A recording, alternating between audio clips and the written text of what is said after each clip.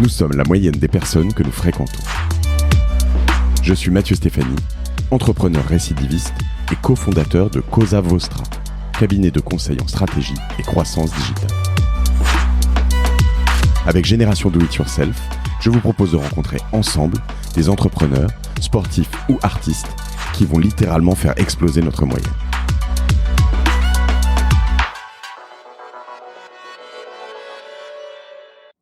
Bonjour, je suis aujourd'hui chez eFounders avec Thibaut Elzière. Bonjour Thibaut. Bonjour Mathieu. Est-ce que je peux te demander de te présenter ? Donc je m'appelle Thibaut Elzière. J'ai 39 ans, je suis sur l'année de mes 39 ans. Je suis ingénieur de formation, entrepreneur. J'ai jamais véritablement travaillé dans une boîte en tant que salarié. Si, je te raconterai, mais une semaine. J'ai commencé à créer ma première boîte Photolia quand j'étais étudiant. C'était une super belle aventure, ça s'est vraiment super bien passé. J'ai le syndrome de l'entrepreneuriat, donc pendant l'aventure Photolia, déjà, je frémissais et je voulais créer une autre entreprise. Et j'ai créé Ziloc quelques années après, qui était une place de marché d'allocation, qui est devenue, j'avais créé avec Marion Carrette, et c'est plus connu aujourd'hui sous le nom de Wicar, parce que Marion a pris la partie location de voitures de Ziloc pour le transformer en une boîte qui s'appelle Wicar et qui a été revendue à la SNCF. Et finalement, parce que j'aime vraiment entreprendre et qu'il fallait vraiment que je trouve une manière de mutualiser toutes les idées que j'avais, j'ai créé eFounders en 2011 avec mon associé Quentin Nickmans, qui est un startup studio. Donc, comment ça fonctionne ? On a des idées dans le logiciel pour entreprise, le logiciel SaaS, et on travaille avec des fondateurs, des entrepreneurs, des équipes pendant 18 mois. On entrera un peu plus dans le détail certainement ensemble, pour transformer des idées qu'on a en une entreprise qu'on espère successful, quoi. Encore D'accord. Un beau mot de franglais. Donc ouais, on reviendra sur le Startup Studio tout à l'heure.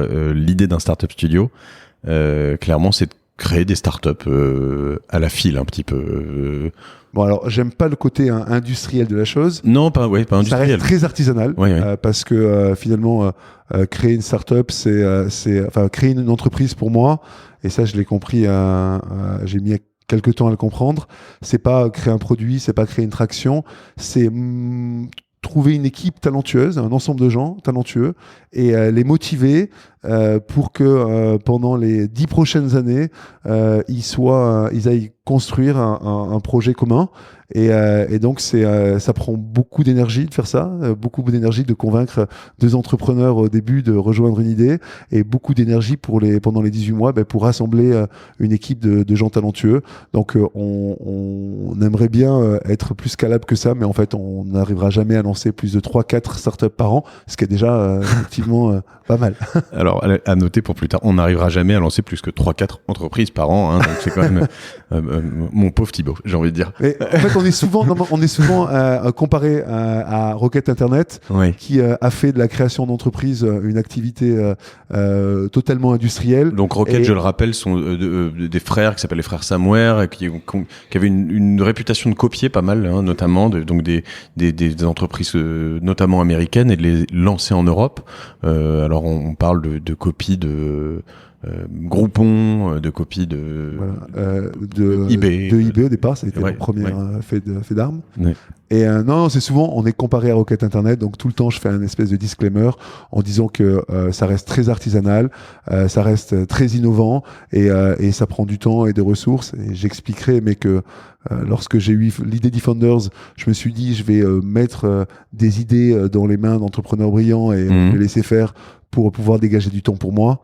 Et au final, j'ai réalisé que j'ai travaillé 3 fois plus par jour avec eFounders que ce que je faisais quand j'étais le CIO de Photolia, quoi. D'accord. Alors revenons, oui, en effet, bien en arrière, et même peut-être avant Photolia. Donc toi, tu dis que tu as une formation d'ingénieur. Tu as grandi où déjà ? Donc je viens d'un petit village du sud de la France. On sent une petite teinte. Ah bon ? Ouais. Sur le mot talentueux tout à l'heure, j'ai senti un petit. Alors ça peut venir de mon petit accent belge aussi. c'est que je suis depuis quelques années en Belgique, donc j'ai une espèce de mix d'accent du sud, d'accent belge. Et pour quand je viens à Paris, ils savent pas trop d'où trop me situer. Donc je viens d'un petit village qui s'appelle Oreille, dans le sud de la France, dans les Alpilles, à côté de Saint-Rémy-de-Provence. Super, ouais. Et Galière, un très beau bled. Donc j'ai été élevé à courir dans la garrigue. C'était très sympathique. J'ai un vraiment bon souvenir de cette enfance.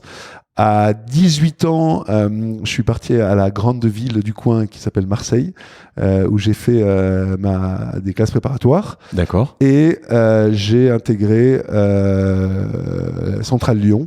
Donc je suis en 2000, j'ai débarqué dans cette école. J'ai fait 2 ans à Centrale. Je suis honnêtement, le métier d'ingénieur me plaisait pas tant que ça, et ce que j'apprenais là-bas m'amusait pas autant. Paradoxalement, ce que j'ai appris en classe prépa m'amusait fortement. Je suis arrivé à Centrale avec des laboratoires de résistance des matériaux, de thermodynamique, un peu poussiéreux. Ça m'amusait pas du tout, donc j'ai essayé d'échapper à ça. Et je suis allé, j'ai fait en parallèle de Centrale un DUG d'économie. D'accord. Et je suis parti en 3e année en Allemagne, parce que j'avais une certaine affinité pour ce pays, qui comptera d'ailleurs pour moi pas mal dans les prochaines années. Et je suis allé faire une 3e année à la TU Berlin, qui a la particularité d'offrir des cours dans toutes les matières. Donc il y a un répertoire des cours avec 3000 cours, et tu dois faire 8 heures par semaine, ce qui est pas énorme. C'est pas mal, ouais. C'est une des raisons aussi pour lesquelles j'ai choisi cette que tu as aimé destination. Ce qui m'a beaucoup aidé, parce que ça m'a libéré du temps pour faire justement autre chose. D'accord. Et j'ai pu choisir des cours dans tous les domaines que je voulais, autant de l'économie, de la théorie des jeux. C'est vraiment l'année que j'ai le plus appréciée, notamment parce qu'on est dans un nouveau pays en mode Erasmus et qu'on rencontre pas mal de gens, et en même temps que je prenais les cours que j'avais vraiment envie d'avoir, quoi. Et alors, il y a un truc qui me tarabusque, oui. C'est que t'es pas du tout le premier. Alors, je crois qu'il y a Lise Zaguri, il y a aussi Bertrand Altmaier. Je sais pas si tu connais Bertrand Altmaier, qui est le fondateur de, mais évidemment, je peux pas te dire. Non, en plus, je connais que ça. C'est une boîte j'ai une mémoire, je le dis suffisamment souvent, mais assez défaillante, qui est le fondateur de Marcel, un VTC de Class & Co, et qui a revendu récemment à Renault. Et plusieurs personnes sur ce podcast. Alors déjà, beaucoup ont fait des prépas, donc c'est intéressant à noter. Après, quasiment tous ceux qui ont fait des prépas me disent « J'ai adoré la prépa et je me suis fait chier après ». Et est-ce que c'est parce que la prépa, c'est tellement intense, on bosse bien, on vous met la pression, et derrière... Moi, mon interprétation, elle est peut-être que on est arrivé, nous, dans une époque qui est peut-être en train de changer, mais un peu pivot, où en fait, on nous apprenait des choses... entre guillemets d'un ancien monde, alors qu'on était en train de se rendre compte qu'on rentrait dans un nouveau monde, plus même pas d'électronique, d'informatique, de tas de choses, et que en fait on se disait mais en fait, tout ce que j'apprends là, c'est pas vraiment, même en business, c'est pas vraiment adapté à là où je vais, là où je suis, je sais pas. Ouais, je suis assez d'accord avec toi. En prépa, finalement, on apprend des choses théoriques. Ça bouge pas et ça restera toujours là, donc ça nous convenait. Et dès qu'on arrive dans une école, on rentre plus dans la pratique, et effectivement, si la pratique qui correspond pas aux usages de notre temps, ça peut nous ennuyer. Et moi, c'est ce qui est arrivé, hein. J'apprenais Centrale, c'est une école qui a été créée pour Centrale des arts et des manufactures, pour créer des soldats pour l'industrie, et typiquement, et c'est encore le cas plus ou moins aujourd'hui, le trajet idéal d'un ingénieur de Centrale, c'est d'aller travailler pour Renault ou ADS, quoi. Et moi, je me retrouvais pas du tout dans ce type de profil. On en parlera peut-être à l'occasion, mais c'est là où est né le virus de l'entrepreneuriat chez moi, dans cette école. Parce que justement, il y avait l'école de l'EM à côté, l'école de commerce. Et que c'est cette école-là qui m'a fait découvrir un monde que j'appréciais davantage. et parce que beaucoup plus ouverte sur le monde. Et j'ai essayé de convaincre Central de pouvoir lancer ma première boîte, qui n'était pas Photolia, qui était une boîte que j'avais sur le coup à l'intérieur de Central. Et j'ai eu une réponse, on peut pas vous aider, on peut pas aménager votre emploi du temps pour créer votre entreprise. Et depuis, ça a beaucoup changé. Depuis, il y a des partenariats, il y a des C'était partenariats quoi, cette entre... boîte? Ça va. En expliquant cette boîte, j'explique un petit peu comment je suis tombé dans l'entrepreneuriat. Quand on est entrepreneur, on se demande à quel moment c'est arrivé. Ouais. Et il y a peut-être pas un moment très précis. Je pense que j'ai toujours été curieux de pas mal de choses.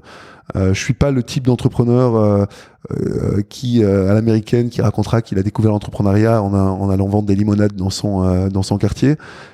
Pour moi, c'est pas ça un entrepreneur, en tout cas pas un entrepreneur de la tech et de l'internet. La caractéristique, c'est d'abord la curiosité. Et c'est vrai que j'ai tout le temps été curieux de pas mal de choses, et notamment, j'ai toujours été j'ai eu de l'internet très tôt et ça m'a toujours rendu curieux et m'a ouvert pas mal d'opportunités, mais ça a toujours été en arrière-plan. Quand je suis rentré en fait à Centrale Lyon, le premier jour, j'ai rencontré une nana qui était à l'EM Lyon, avec qui j'ai passé 2 ans de ma vie et qui m'a ouvert les portes en fait de cette école. Et j'ai passé la moitié de mon temps un peu en mode incognito à participer au cours de l'école et notamment. Tu es allé aux amphis de l'EM Lyon. J'ai allé aux amphis de l'EM Lyon. C'est bon, et j'ai participé à un projet qui s'appelle le PCE, le projet de création d'entreprise. Alors j'ai participé de manière non officielle. Et il s'avérait que ils avaient trouvé un projet de création d'entreprise qui était la création d'un restaurant avec des jeux de société à Lyon. Donc un projet, je dirais lambda. Mais pour faire ce projet, il fallait faire une étude de marché. Et parce qu'à l'époque, il fallait faire des études de marché. Donc l'idée, c'était de faire un formulaire, de descendre dans Lyon, d'aller interroger 1000 passants et de faire un sondage. On sait très bien comment ça se passe. On interroge 10 passants et au bout du 10e passant, on en fait 50 à la mano. On commence à remplir à la mano. Moi, je me suis dit, tiens, on va automatiser ça. Et je me suis dit, tiens, j'ai un peu de temps. Je connais pas encore trop le langage pour faire ça, mais je vais ouvrir un livre de PHP. Comme quand on est ingénieur, on a finalement été éduqué là-dedans et on n'a pas tellement peur d'ouvrir un livre de code. Donc j'ai ouvert ce livre de code et j'ai codé quelque chose qui permettait d'envoyer à toute la promo de Centrale et à toute la promo de l'EM, donc un échantillon complètement biaisé, un formulaire inclus dans l'email. Donc à cette époque-là, on pouvait poser des questions sous forme de checkbox et directement dans l'email. Les gens le remplissaient et là, pour moi, ça a été une révélation. J'ai envoyé ce formulaire, en 10 minutes, on avait 450 réponses. Un SurveyMonkey avant l'heure, quoi. Exactement. Et donc, ce que j'ai voulu monter, ça s'appelait Ostenta. Et je me suis dit, on va en faire une entreprise, et on va faire un SurveyMonkey. Donc, j'étais déjà incroyablement dans un truc super boring qui était le logiciel pour entreprise. Je suis tombé dedans quand j'étais petit, mais la première idée que j'ai eue, c'était de monter ça. Bon. Ça a pas donné à l'EM Lyon et à Centrale Lyon l'idée d'essayer de croiser un peu les gens, ce que fait un peu HEC avec l'école 42, avec complètement. Hein. L'année d'après, il y avait déjà une passerelle qui existait sous la forme d'une 3e année de Centrale, une 3e année de Centrale à l'EM Lyon. D'accord. Et maintenant, il y a même, je crois, un programme commun. Il y a même aujourd'hui un programme commun entre Centrale et l'EM qui permet justement, comme ça semble super légitime, de mettre des ingénieurs en face de gars plus commerciaux, quoi. D'accord. Donc premier projet qui a jamais eu la forme d'une entreprise. Premier projet qui a jamais eu la forme d'une entreprise. En vérité, il y a eu j'ai un peu menti, j'ai pris un raccourci pour découvrir le code. Ouais. Non, je raconte parce que c'est toujours un peu drôle et c'est ce qui va amener à Photolia, en tout cas dans ma connaissance de la technique. J'ai monté un petit site complètement invraisemblable qui s'appelait monsosie.com. D'accord. L'idée fondamentale, c'était de se dire... Allez, je peux la trouver, c'est de trouver ton sosie en ligne, non? J'imagine. Tu publiais ta photo. Exactement. Mais alors pourquoi... Est-ce que tu as toujours monsosie.com? Alors, je l'ai vendu, c'est ce qui permet de financer un peu... je raconterai ça... D'accord. Vas-y, alors reprends. Je voulais juste savoir Photolia, j'ai vendu vendu ça pour 3000 € et ça m'a permis de tenir un an et de pouvoir monter Photolia. D'accord. Mais pourquoi... La petite anecdote marrante, c'est pourquoi j'ai eu envie de monter mon sosie. un peu en mode le Mark Zuckerberg français, en toute modestie et pour se foutre surtout en mode autodérision. L'idée c'était d'avoir toutes les photos et les informations de toutes les nanas sur le campus. D'accord. Et je me suis dit, parce que à ce moment-là, tout le monde montait, c'était à une époque de l'internet où on montait encore sur toutes les informations, on n'avait pas confiance et on écrivait n'importe quoi dans les formulaires. D'accord. Donc je me suis dit que la meilleure manière de demander, alors de manière très naïve, hein, la manière sûre, pour être sûr que les personnes rentrent des bonnes informations dans des formulaires, le mieux, c'était qu'ils doivent chercher leur sosie. Dans ce cas-là, on n'a pas intérêt à mentir, quoi. Et donc, je me suis retrouvé à lancer, à l'époque, on lançait pas sur l'internet, mais on lançait sur l'intranet de l'école, Ouais. un site sur lequel on téléchargeait sa photo, et c'est comme ça que j'ai appris d'ailleurs à manipuler les photos et ce qui me servira pour Photolia, et je remplis sa photo et je remplissais 50 caractéristiques comme la couleur de mes cheveux, la taille de mes seins ou mes mensurations, quoi. Et ça a super bien fonctionné, et ça m'a mis le pied à l'étrier, ça m'a permis de comprendre un peu comment tout ça. Et alors, tu trouvais des vrais sosies, ça marchait bien Et ça marchait relativement bien. Tu récupérais surtout beaucoup de données, quoi. Il y avait, après je l'ai mis sur l'internet, il y a eu 50 000 utilisateurs, ce qui était pas trop mal pour l'époque. Quoi. D'accord. Et très bien. Donc ça, mon sosie, la toute première expérience. Et là, donc il y avait une SARL où tu avais une boîte. Pas du tout. D'accord. Non. À aucun moment il y a eu une entreprise. J'étais même pas. Honnêtement, j'étais tout à fait innocent et j'aurais jamais su comment monter une boîte à ce moment-là. Ce projet Ostenta, le projet de SurveyMonkey, j'avais voulu le monter. C'est là où j'étais allé voir le directeur de l'école à ce moment-là pour lui demander d'aménager mon emploi du temps. Et j'avais eu un non catégorique, quoi. Donc tu pars en 4e année, tu te retrouves. Je pars en 3e année. En 3e, oui, pardon, à Berlin. À Berlin. Je commence à faire pas mal la fête, ouais. Parce que c'est une ville où il fait bon de faire la fête. Ouais. Et au bout de quelques mois, j'ai pas d'ordinateur, j'ai pas trop d'argent, et à l'époque c'était assez cher d'avoir un laptop. Et je récupère un badge pour accéder à la salle d'informatique de la TU Berlin. Ouais. Et là, je me dis, tiens, j'ai accès à un ordinateur, je sais coder parce que j'ai appris en faisant ce site de sosie et en faisant ce formulaire de sondage. Qu'est-ce que je peux bien faire? Et là, j'avais fait, alors on va faire un retour dans le temps, mais j'avais fait un stage.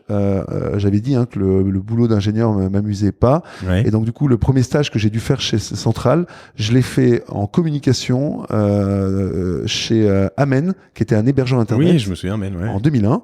Ça va être important parce que justement, ça va être ces gens d'Amen qui vont financer à terme Photolia. D'accord. Et donc pendant ce stage de communication, je travaille avec ma maître de stage, qui deviendra après la directeur marketing de Photolia, Karen, et qui est une fille totalement rayonnante, et qui m'apprend un peu le métier. Et pendant l'apprentissage de ce métier, je découvre que on achète des publicités pour illustrer des quatrièmes de couverture dans des magazines, ouais. Et qu'il faut des photos. Et je me rends compte que le prix de ces photos est de manière surréaliste. Chez Corbis, chez Getty, exactement. Tous ces et ça vaut 500, 1000 euros pour illustrer des publicités qui nous coûte beaucoup moins à acheter, quoi. Ouais. Du coup, ça éveille ma curiosité, et je me dis, tiens, est-ce que on est à peu près en 2003, je me dis, on est à l'aube d'un renouveau de l'internet, qu'on appellera un peu le web 2.0, ouais. où on commence à parler de crowdsourcing, c'est-à-dire que l'idée, c'est de faire intervenir c'est-à-dire qu'on n'est plus juste spectateur et consommateur de l'information, on est créateur de l'information. Et c'est là où je me dis, est-ce qu'on pourrait pas recréer une banque d'images donc c'était la naissance aussi des appareils photo numériques, en se disant que parmi les 1000 photos que chaque particulier prend, il y en a peut-être quelques-unes un peu de sympathiques, et que en ajoutant et en mutualisant toutes ces photos, on pourrait créer en quelques mois, en quelques années, une énorme banque d'images, quoi.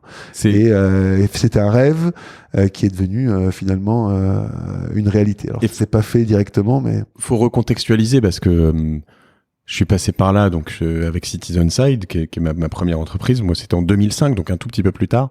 Et déjà en 2005, la photo numérique, c'était pas du tout gagné. Quand on avait un 2 mégapixels, c'était un truc super bien. Quand on allait voir un gros fond en France et qu'on leur disait, moi, j'ai une vision, c'est que dans quelques années, tout le monde prendra plein de photos grâce à son téléphone portable. Le mec te répondait non mais attends, les appareils photo sur les téléphones portables, ça a aucun avenir. T'oublies. Donc là, tu te disais bon, et en plus des gens qui ont du poids hein, toujours. Donc comme quoi, fallait y croire. Je veux dire, Photolia et tout ce que tu dis là, avec du recul, ça a l'air oui évident, mais moi je me rappelle d'avoir contacté, parce que par ailleurs je connaissais des photographes Getty et Corbis. C'est comme ça aussi que j'ai compris comment marchait le supply dans ces banques d'images. Et quand je suis allé les voir et que je leur ai présenté mon projet, ils m'ont ri au nez. Ça veut dire que on était encore à l'argentique chez Getty, et ça a duré encore quasiment 1 an et demi entre le moment où j'ai lancé Photolia et le moment où finalement Getty et Corbis sont passés au numérique. Et je me rappelle, j'avais acheté en achetant mon premier petit Sony Exilim, 2 millions de pixels, et en prenant mes premières photos, que je me suis dit waouh, on est sur quelque chose, quoi. Exilim, 2 millions de pixels, je m'en souviens très bien. Et oui, et donc du coup, tu te dis, ok, c'est ce que je lance. À ce moment-là, tu mets tes premières lignes de code à Berlin dans ta salle d'informatique. Alors, je mets exactement. Après, je fais un stage de fin d'études chez Photolia, iPhone, j'ai du mal. Donc non, Central se termine par un stage de fin d'études en troisième année. Je décide, pour rester à Berlin, de le faire chez Total. D'accord. À peu près l'entreprise qui m'intéresse le moins sur cette planète. Mais ça me permettait d'une part d'être payé et d'autre part de rester à Berlin où j'avais envie de rester. J'arrive,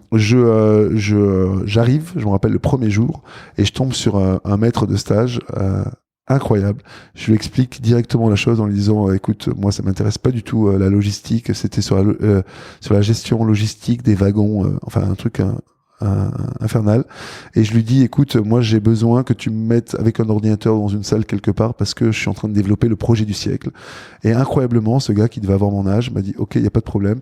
Il m'a pris de l'open space et il m'a mis dans une petite salle au rez-de-chaussée où j'ai pu vraiment commencer à coder mes premières lignes. Donc c'est là que ça a commencé à Berlin pendant mon stage chez Total. Tu sais que l'autre fondamental de beaucoup de gens qui sont passés par ce podcast, Simon Davlat que tu connais en premier, c'est qu'ils ont tous banané un de leurs stages ou un de leurs employeurs, souvent un de leurs stages, en étant payés pour faire autre chose et monter leur première boîte. Hein. C'est un truc qui revient quasiment à chaque épisode en fait. Ce qui nous entrepreneurs nous fait dire quand même, j'espère qu'il n'y a pas un stagiaire qui fait ça chez moi. Mais c'est le risque. Ouais, ou alors si ça peut le mettre sur le trajet de l'entrepreneuriat, pourquoi pas. Non, moi j'encourage tout le monde à devenir entrepreneur, et je suis jamais déçu quand quelqu'un part de chez eFounders parce qu'il a décidé d'être entrepreneur. Mais c'est effectivement, s'il a passé 3/4 du temps à créer sa boîte pendant qu'il était chez moi, ça peut être aussi un problème. Je suis d'accord, quoi. Donc Total finalement t'as sponsorisé un peu sur le début, quoi. Exactement. Donc je finis ce stage chez Total et je me dis ça y est, il faut lancer Photolia. Et là, retour à la réalité, mes parents viennent me voir en me disant mon chéri, t'as fini tes études, maintenant il faut gagner de l'argent.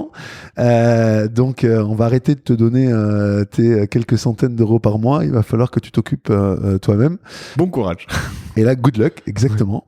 Alors j'en veux pas du tout aujourd'hui, d'ailleurs ils s'en ont voulu beaucoup de m'avoir dit ça à ce moment-là, surtout ma mère, et je lui en veux pas parce que je pense que c'était pour mon propre bien.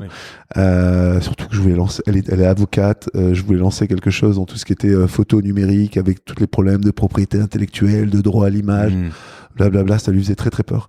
Et comme quoi il faut jamais écouter les avocats, il faut y aller foncer, et ils sauront vous retrouver si jamais ils ont besoin de vous retrouver, quoi. Ça, je m'inquiète pas là-dessus, en effet, j'ai trop écouté.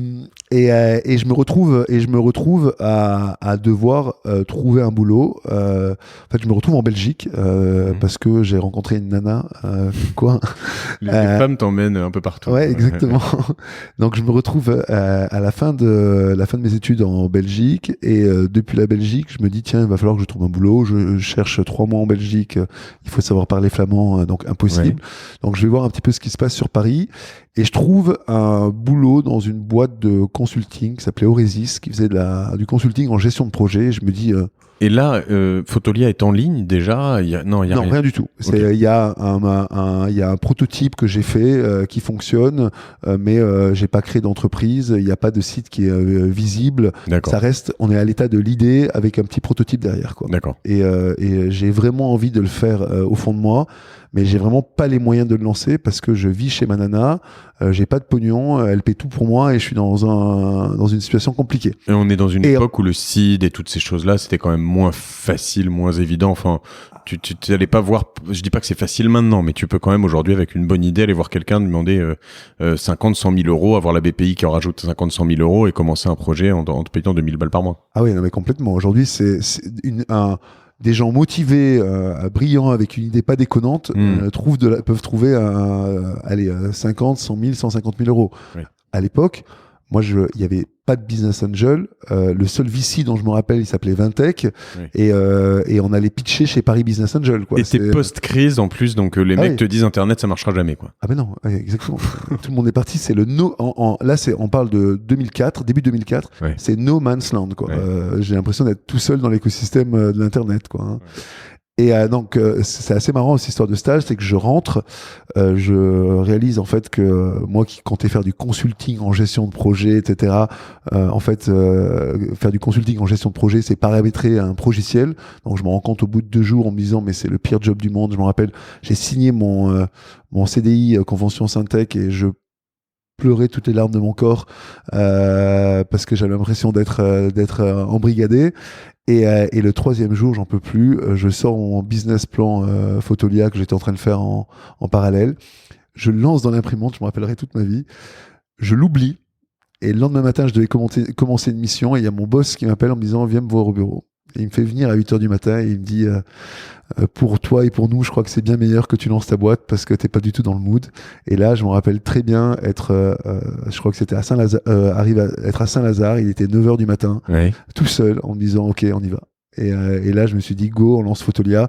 J'avais aucune idée de comment j'allais trouver du pognon, aucune idée de comment j'allais lancer la boîte parce que je l'avais jamais fait. Mais je me suis dit go et voilà, c'est là que l'aventure a commencé. Et juste pour faire un petit moment de pause sur ce moment où tu te dis vraiment quand tu signes ce truc, c'est assez important. C'est-à-dire que tu étais vraiment parti soit dans ce projet, soit dans un mode entrepreneurial que tu as toujours suivi depuis, mais t'as jamais été prêt à signer un CDI. C'est le CDI qui te faisait peur ou c'est le fait de pas lancer Photolia? C'est le CDI qui me faisait peur. Ça me faisait peur de devoir répondre à des contraintes. Je me rappelle très très bien, j'ai des trucs qui me marquent quand je lisais que au décès d'une personne de 1er degré dans la famille, vous aurez 3 jours... toutes ces règles, toutes ces contraintes. Et j'ai un sentiment que j'ai du mal à expliquer, mais je me disais... Tu seras plus le mardi à 15h où tu veux pour aucune raison.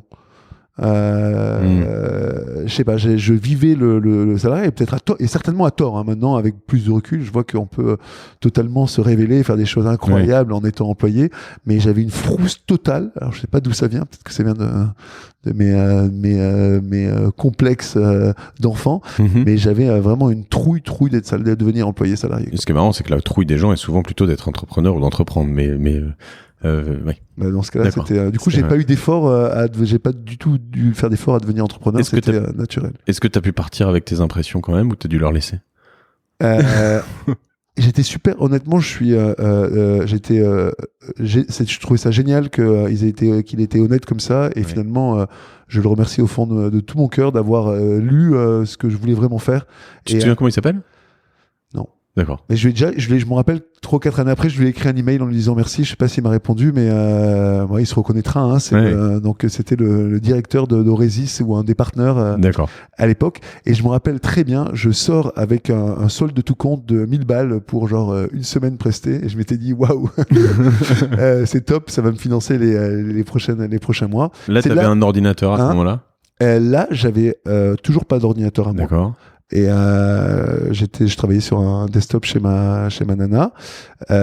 J'ai vendu justement mon sosie, 3000 € dans l'été 2004, ce qui m'a permis d'acheter un ordinateur. Et là, je me suis dit, je lance la Fotolia SARL. Et comme comme à l'époque, pour lancer une entreprise, il fallait du capital.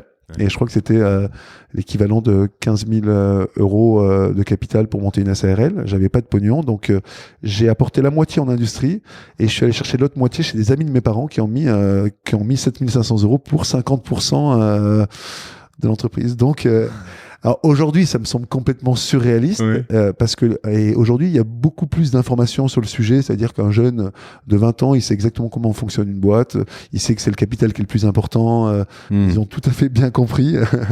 Moi, j'étais complètement perdu et j'ai l'impression d'être tout seul là-dedans, quoi. D'accord. Donc je donne 50% donc je crée ma Fotolia à l'aube au début novembre 2004, au milieu de l'automne 2004, je crée Fotolia SARL et associé avec donc des amis de tes parents, quoi. Associé avec des amis de mes parents.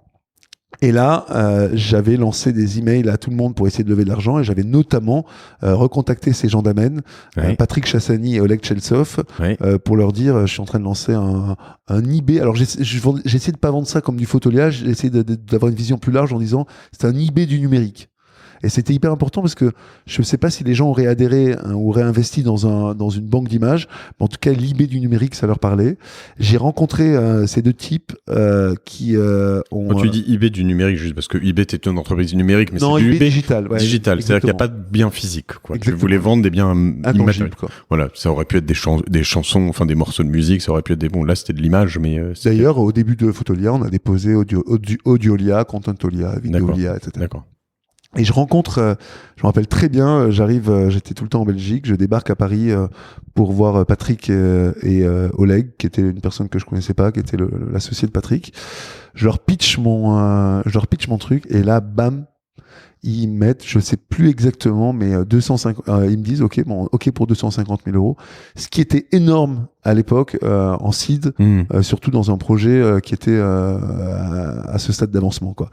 Et je me rappelle être ressorti en me disant waouh, c'est génial. Donc on a dû racheter les parts. Oui, c'est ça, j'ai demandé. Les amis de mes parents qui ont vendu leurs parts pour le double du prix dans lequel ils avaient investi un mois avant. Donc finalement, ils s'en sortaient bien, même s'ils étaient un peu tristes de quitter le bateau. Moi, comme je partais avec 50% des parts, et que eux devaient racheter les parts des autres, je suis parti avec un tiers de ma boîte. Donc j'ai commencé, alors que j'étais le fondateur il y avait rien de Fotolia, avec un tiers du capital. Comme quoi, on peut rester motivé et avec un tiers du capital, ce qui est un sujet. Ce qui est parfois un sujet, exactement. Oui. Et je regrette pas du tout, évidemment, parce que à partir de ce moment-là, j'ai pu me payer, et donc vivre décemment, c'est-à-dire que je me payais 2500 € par an et par mois, et je pouvais vivre dignement sans avoir en étant autonome et indépendant. Et alors, j'ai ensuite entendu. Alors Oleg, c'est un nom qui est revenu beaucoup, notamment sur les premiers invités de ce podcast. Simon, si je me trompe pas, Davlat, qui a dû bosser un peu avec lui. En tout cas, je suis sûr que chez Céline Lazorte, Ilan Abeacera, je dirais aussi. Je sais pas pourquoi j'ai plus entendu parler d'Oleg autour de Fotolia que de Patrick Chassani, qui est un nom que je connais évidemment, mais les deux étaient à bord de A à Z, et pour moi c'était plus Oleg ton associé. Oleg, en fait, donc a investi, la personne que je connaissais pas, moi je connaissais Patrick. Ils ont investi tous les deux au départ en tant que, je dirais, business angel, et ils sont plus, je dirais, Fotolia fonctionnait, plus ils ont mis la main à la pâte. Et Patrick a aidé un petit peu au départ, mais Oleg a aidé vraiment davantage. Et honnêtement, moi, je regrette, ce que je dis, c'est que je regrette vraiment pas du tout qu'ils soient intervenus, parce que j'aurais jamais fait de Fotolia ce que Fotolia est devenu sans un Oleg, sans un mentor qui me conduise. C'est lui qui a géré, on a vendu Fotolia après 3 fois, et moi je n'avais pas du tout. C'est quelque chose que je savais pas faire, je savais même pas par où commencer. C'est Oleg qui a géré ça, et il est devenu au moment où j'ai commencé à monter Zilloc, justement le CEO de Fotolia, quoi. Donc moi je suis un entrepreneur, ça m'amuse de lancer des idées, ça m'amuse de mettre la chose, de lancer la sauce. C'est ce que je fais avec eFounders aujourd'hui. J'en ai fait finalement mon métier. Ça m'amuse moins d'opérer un business sur le long terme. Et donc du coup, finalement, Oleg, ça va l'amuser s'il entend, mais ça aurait été le premier CEO du startup studio Thibaut Elzière. Futur à venir, d'accord. Et non, ça a été honnêtement, j'ai appris beaucoup de choses grâce à Oleg. On est complémentaires sur pas mal de sujets. Moi, j'étais pas mal product, stratégie. Il était très sur le côté business et il a fallu un peu de ces deux caractéristiques pour faire fonctionner Fotolia et pour l'amener où on l'a amené. Si on veut accélérer, si on veut avoir du temps, parce que après, mais j'ai quand même besoin de comprendre comment tu fais fonctionner Fotolia? Comment tu as tes premières photos? Qui est-ce qui t'envoie les premières photos? Qui t'achète les premières photos? Enfin, comment? Je sais pas si tu peux en faire une version courte, en version courte. On pourrait en faire un podcast entier, Fotolia. Mais... Fotolia, c'est une place de marché. Donc, comme tu dois place de marché, il faut une masse critique. Donc, pour marcher à l'envers, il a fallu à peu près 100 000 photos pour qu'on dépasse la masse critique, c'est-à-dire qu'il y ait assez de photos pour pouvoir intéresser des acheteurs. Et à partir du moment où il y avait assez de photos pour intéresser des acheteurs, les acheteurs ont commencé à acheter des photos. Et donc, du coup, les photographes touchaient de l'argent et remettaient de nouvelles photos. Donc, la masse critique, elle n'a pas été trop élevée, mais c'était à peu près une centaine de milliers de photos. Tu te souviens les premières photos que tu as reçues sur Fotolia? Ah ouais, mais du coup, pour arriver là, il a fallu se battre. Honnêtement, j'ai tout fait. J'ai mis des liens sur tous les forums du monde. Moi, ma femme, tous mes potes, on allait dans toutes les écoles de photo en France et ailleurs, placarder, gagner de l'argent avec vos photos, etc. Et on a été super mal vus parce que il n'y avait pas trop d'historique en France de la photo commerciale. La photo était souvent artistique, donc le fait de vendre ses photos, comme ça existait chez Getty et Corbis, c'était très anglo-saxon, quoi. Donc ça a été mal vu, mais finalement, au fur et à mesure, on a commencé à avoir des photos. Et on a eu l'idée, d'ailleurs c'est une idée d'Oleg, ça, d'aller. On a découvert en fait en lançant Fotolia qu'il y avait un concurrent qui s'appelait iStock Photo. Oui. Et on s'est dit, iStock Photo fonctionne, ils ont pas mal de photographes qui viennent contribuer. Est-ce que les photographes américains seraient pas plus ouverts à déposer leurs photos que les photographes européens? Et en fait, c'est ça qui a fait le succès de Fotolia, c'est qu'on est allé chercher des photos qu'on a sourcées en dehors de l'Europe pour les revendre en Europe, quoi. Comme quoi la concurrence peut être saine et porteuse. Exactement. Et il y a eu, et c'était l'époque aussi, moi je me rappelle très bien d'un petit événement, mais qui a marqué son coup. C'était le début de TechCrunch, donc c'était donc un blog de la tech que tes auditeurs connaissent certainement. Ouais. Et à cette époque-là, Michael Harrington. TechCrunch faisait exactement 3 articles par semaine, et donc il y avait peut-être une audience plus petite, mais à chaque fois qu'il y avait un article, c'était vraiment un événement. Ouais. Et donc du coup, on a eu cet article en novembre 2005, et pour moi, il y a eu un avant et un après cet article sur TechCrunch, quoi. J'ai eu moi-même un TechCrunch un an après, je crois, ou 18 mois peut-être. Et en effet, ça a changé. En effet, il y a toujours un avant et un après. Il y a aussi les serveurs qui prennent cher à l'époque, mais en effet, et du coup, et tes premières ventes, elles étaient à qui? Alors, je reprends juste le business. En gros, tu reçois des photos plutôt axées pub, enfin, ce qu'on va appeler de l'illustration. C'est Fotolia, fotilia.fr.com. Enfin, après, plein de... Aujourd'hui, c'est plutôt Adobe Stock, mais... Adobe Stock, voilà. Et donc, tu envoyais tes photos sur Fotolia. Enfin, c'était surtout des photographes professionnels. Ils envoyaient leurs photos. Et ces photos étaient revendues pas en exclusivité, donc plusieurs fois, autant que possible d'ailleurs, à des gens qui voulaient faire une illustration de, je sais pas, j'arrête de fumer, je vois une cigarette dans un cendrier, je suis heureux, je vois quelqu'un qui saute dans la nature avec les bras en l'air et un grand sourire. Exactement. Nos clients, ce sont les médias, ce sont les agences de publicité et en fait la long tail de toutes les entreprises qui ont besoin de photos pour illustrer leur site web ou leur plateforme d'information, quoi. Et l'explosion des sites web et dans tout ça, on avait besoin à l'époque de photos pour illustrer des sites web. Et quand tu allais chercher des photos, comme tu disais tout à l'heure, ça coûtait 500 balles minimum. Donc finalement, tu te dis, non, faut que je trouve une solution. Soit tu piquais des photos à des endroits, ce qui n'était pas très bien. Soit tu arrivais chez Photolia, t'achetais tes crédits. Ça fonctionnait comme ça dès le début. Exactement. Ce qui s'est passé dans ce secteur et pourquoi Photolia est devenu si gros alors que finalement le marché de la photo est pas si gros que ça. Le marché de la photo, je crois que c'est 2 milliards. C'est la taille du marché de la tomate en France.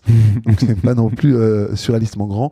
Ce qu'on a fait, et c'est un peu ce que Peter Thiel d'ailleurs décrit dans Zero to One, c'est qu'on est venu monopolistique sur un nouveau marché. Qu'est-ce qui s'est passé Très bon bouquin, on n'aime pas Peter Thiel, mais From Zero to One, donc qui doit exister en français, belle couverture bleue.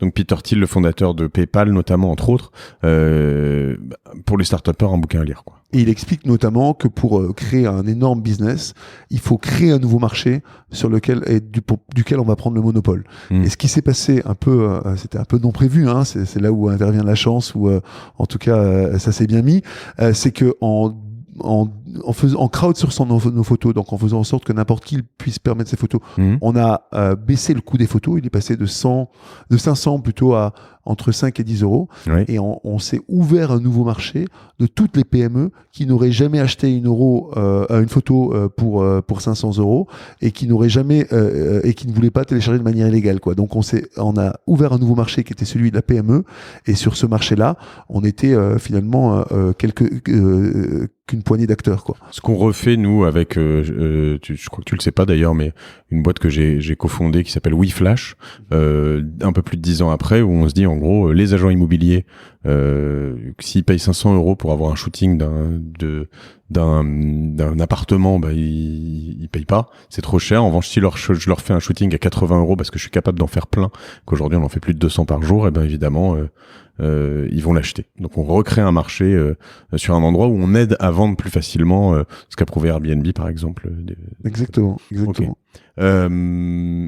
Et donc du coup, grosse croissance, Photolia France d'abord, Monde Direct. Non, Photolia, très rapidement on crée un Photolia aux États-Unis. D'accord. C'est-à-dire que justement, encore une fois, grâce à Oleg, grâce à Patrick, grâce à leur ambition, grâce au fait que pourquoi ils ont mis de l'argent, parce qu'ils venaient de le vendre à ce moment-là à Maine, oui, pour une somme tout à fait coquette, et ils avaient des grandes ambitions, et donc directement quand je les ai rencontrés, on s'est dit on va aller créer la boîte aux États-Unis.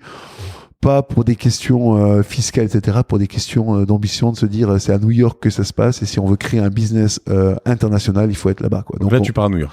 Donc, je crée la boîte à New York, ouais, et moi, je reste tout le temps en remote entre Paris, entre la Belgique, entre l'Angleterre. Et là, pendant plusieurs années, on va créer en fait une boîte complètement sans bureau. Et je me rappelle tout à fait d'ailleurs, au bout de 3 ou 4 ans, il y avait, parce que évidemment, le premier gros marché qu'on a attaqué après la France, c'était l'Allemagne, parce que moi j'avais certaines affinités, et ça a d'ailleurs été le plus gros marché, ça l'est toujours, de Photolia. Ça représente aujourd'hui encore un tiers du chiffre d'affaires de Photolia. Incroyable. C'est un marché difficile à pénétrer, mais c'est quand même le plus gros marché européen. Infernal à pénétrer. Quand on a pénétré, ouais, on n'en sort plus, et les Allemands sont fidèles, quoi. Et je me rappelle que on avait une dizaine de personnes qui travaillaient en remote depuis Berlin, et ils se sont mis d'accord ensemble pour prendre un bureau, parce qu'on n'avait pas de bureau, donc ils se sont payés leur bureau même. Exactement. Oh, c'est venu depuis les salariés, quoi. C'est fou, parce que c'est vrai que moi je t'ai rencontré à cette époque-là, pour la première fois, la seule et unique fois on s'est vu avant aujourd'hui, et en effet, je me souviens que ça avait marqué. Tu nous expliquais que tu bossais entre différents endroits et que vous aviez... alors, il y a quelques autres boîtes. Hein. Il y a Basecamp, je crois, ouais, Automatique. Il y a 2-3 boîtes voilà, Signal, ouais, exactement, qu'on fait... Buffer, qui est connu aujourd'hui pour... Ouais. Et qui n'ont pas de bureau, qui font bosser tout le monde. Alors, il faut que ce soit souvent natif, c'est-à-dire que ça vient depuis l'origine. C'est pas facile de transformer une boîte comme ça. C'est possible, mais c'est pas facile. Mais vous aviez ça dans le sang, quoi. C'est-à-dire qu'à un moment, vous faisiez des dizaines de millions d'euros de chiffre d'affaires. Exactement. Et jusqu'à 20-30 millions d'euros de chiffre d'affaires, en fait, jusqu'à la première vente de Photolia, on n'a pas eu de bureau, ou alors des ersatz de bureau, parce que des gens se rassemblaient pour travailler depuis certains endroits, et ça a créé une espèce de culture du remote que moi j'essaie d'introduire dans mes boîtes aujourd'hui. C'est-à-dire qu'aujourd'hui, moi je préfère quand tout le monde est au même endroit. Mais je pense que toute entreprise doit avoir une culture des remote parce qu'à un moment ou à un autre, quand on grossit, on a soit un bureau à l'étranger, soit on doit prendre des gens en remote parce qu'il y a des gens incroyables qu'on a envie d'avoir. Ouais. Et donc, il faut introduire cette culture des remote depuis le premier jour, quoi. Et du coup, cette croissance, elle se fait comment? C'est-à-dire que tu passes de ton premier million d'euros de chiffre d'affaires, il se fait en combien de temps? Comment t'arrives à grossir autant?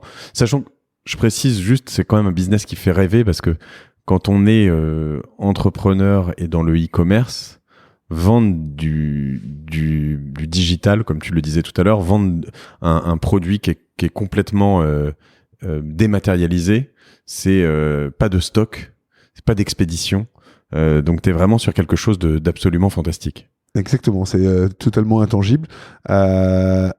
C'est une place de marché où aussi on fait 2/3 de marge. C'est-à-dire qu'une place de marché type Airbnb ou les places de marché traditionnellement, on fait 10-15% de marge. Chez Fotolia, on reverse en moyenne 33% aux photographes.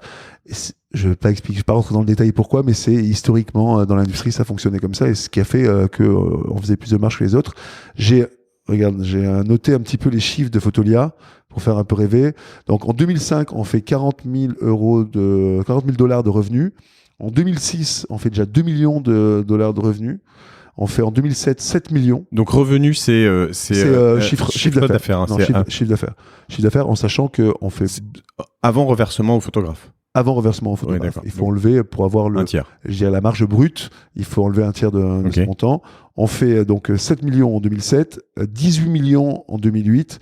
On fait un peu le D3, comment on appelle ça Hockeystick, non, c'est pas ça? Non, ou T2, D3. Ou T3, D2, ça veut dire qu'on dit que pour faire une million de compagnie, il faut, à partir d'1 million d'euros, faire 3 années consécutives dans lesquelles tu triples ton chiffre d'affaires, puis 2 années où tu doubles. Et finalement, on suit plus ou moins ce pattern. Donc, croissance vraiment fulgurante.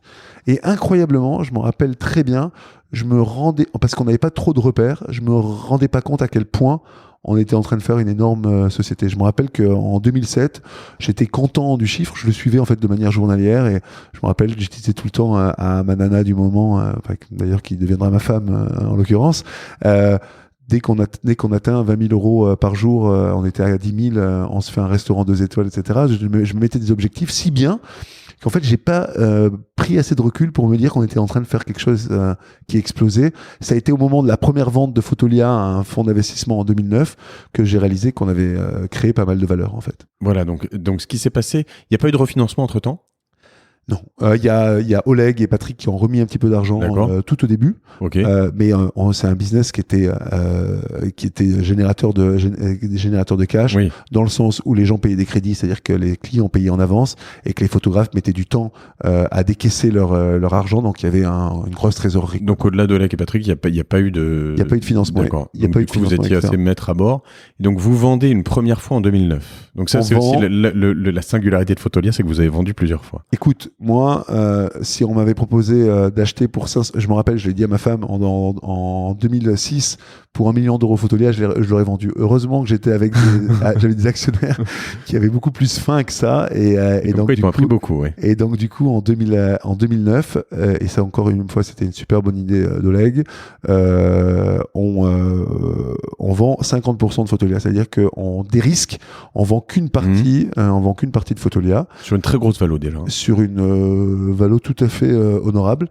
Mais pas grosse par rapport aux résultats qu'on faisait. Finalement, ça a été un fair deal pour TA Associate qui a acheté la boîte à ce moment-là. Là, tu disais combien de JTA à ce moment-là? Donc, tu m'as dit à peu près... Quel est le chiffre qu'on faisait en 2009? Ça devait être 30 millions d'euros de chiffre d'affaires. Thibaut regarde sur son téléphone, c'est pour ça qu'on vérifie. Mais d'accord, donc 30 millions d'euros de chiffre d'affaires. 10 millions de photos à ce moment-là, 250 000 photographes. Et c'est du coup la première vente de Fotolia, celle qui marque. Après, on revendra Fotolia, mais c'est celle où c'est l'année où on touche un premier gros chèque, où on se rend compte de ce que ça veut dire avoir de l'argent, où on se pose des questions, où ça fait un peu peur. Moi, je me rappelle, c'était, je crois, en avril 2009 que j'ai touché mon premier ce virement, le premier Fotolia. J'avais 30 ans, et je me rappelle. j'ai eu peur de traverser la route pendant 2 semaines. Je me suis mis dans un schéma mental où je me suis dit merde, t'as pas tout fait ça pour ne pas en profiter, quoi. D'accord. Donc je me rappelle, c'est marrant, c'est une petite anecdote rigolote, mais j'ai eu peur de mourir pendant 2 semaines et c'est le moment d'euphorie totale où tu pètes une pile, tu fais n'importe quoi, ça va, Non, je pars 3 mois un peu travailler en remote du côté de l'Asie avec ma femme, et je me marie cette année-là. J'ai mon premier enfant.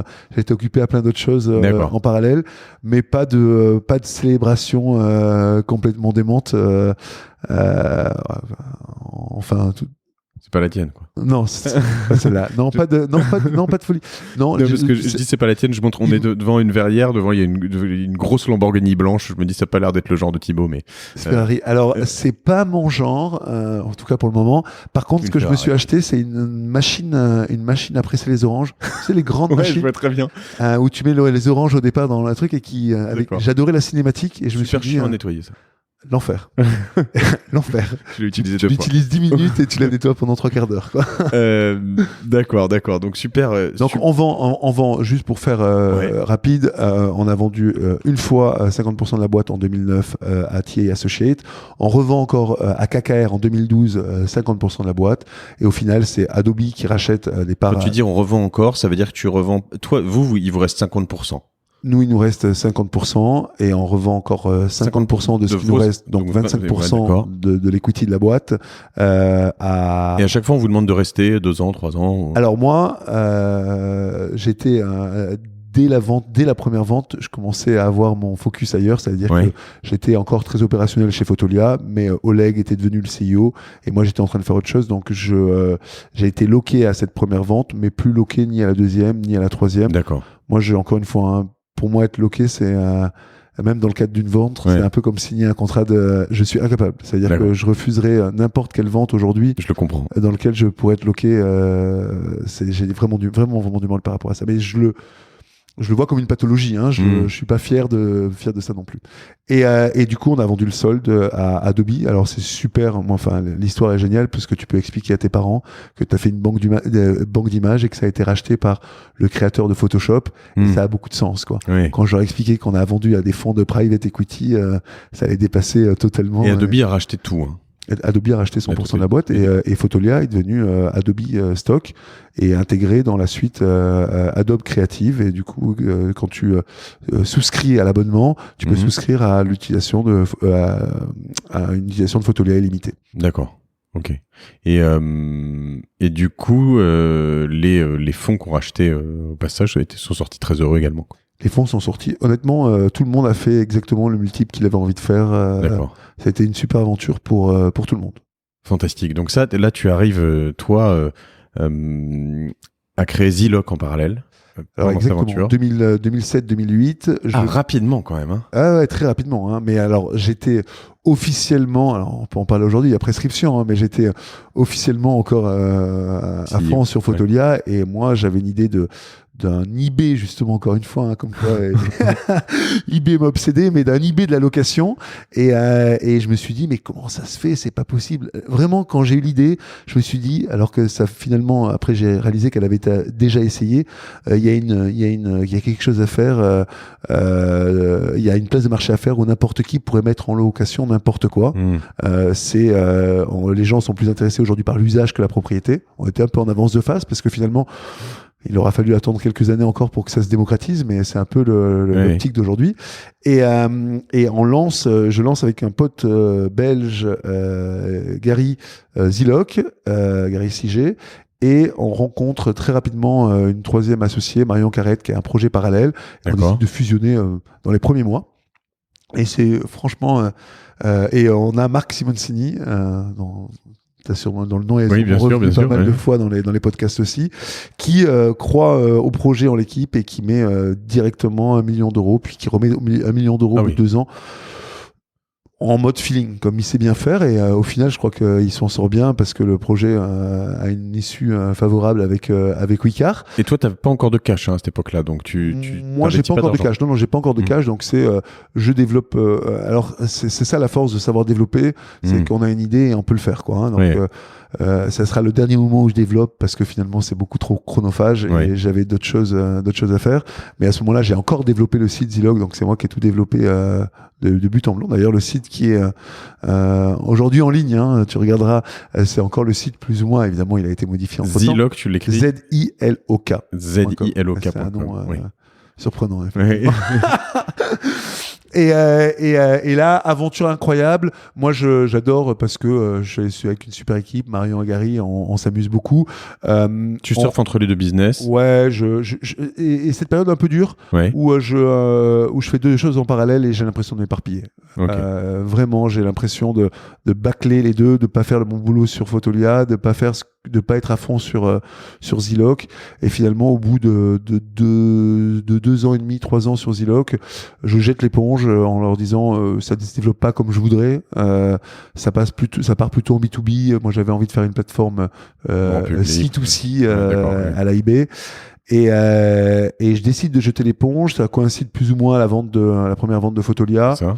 Et là, je commence. Ça se transforme comment jeter l'éponge? Ça veut dire que tu donnes tes parts. Je donne mes parts. T'en gardes un petit peu. Pour être très précis, je vends. Non, je donne toutes mes parts et je reprends un site qu'on avait créé en parallèle qui s'appelait ZJob, qu'on vendra après à Région Job d'ailleurs, qui est un petit site d'emploi qu'on avait créé en parallèle. Et je dis très simplement, je reprends le site et au final, il aurait été plus lucratif que je garde mes parts, mais honnêtement, Marion a travaillé encore 5 ans pour créer de la valeur et pour créer ce que Wicar est devenu. Donc, et j'étais pas responsable de ça. Donc, elle a tout le bénéfice de ce qu'elle a fait, quoi. Et à ce moment-là, je me retrouve en 2009-2010 avec un peu d'argent. Donc, je commence mon activité de business angel. Aujourd'hui, c'est une grosse activité. C'est-à-dire que j'investis énormément en business angel, mais ça a commencé en 2009. J'ai un peu de Photolia. Je commence à faire développer des applications iPhone. Je monte une espèce de mini startup studio iPhone, etc. Et en gros, fin 2010, je me fais waouh, Thibaut, tu pars dans tous les sens. Tu fais n'importe quoi. Il faut trouver une manière de consolider.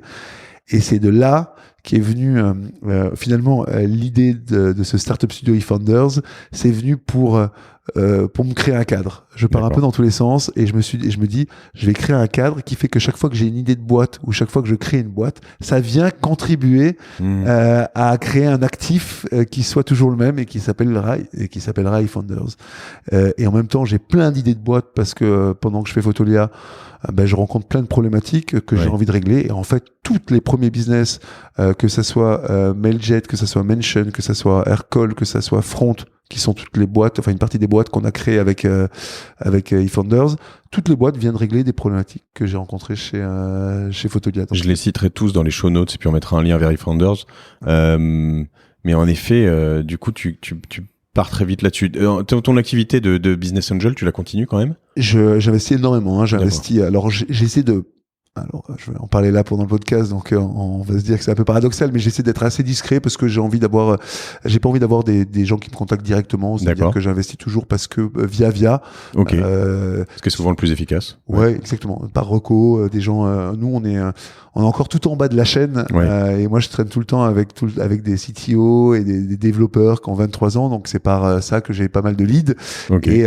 Et j'ai investi dans à peu près 80 projets dans les 3 dernières années. En tout le temps en early stage et tout le temps dans la tech, dans des boîtes comme Algolia, comme Payfit, comme Miro. Pas mal.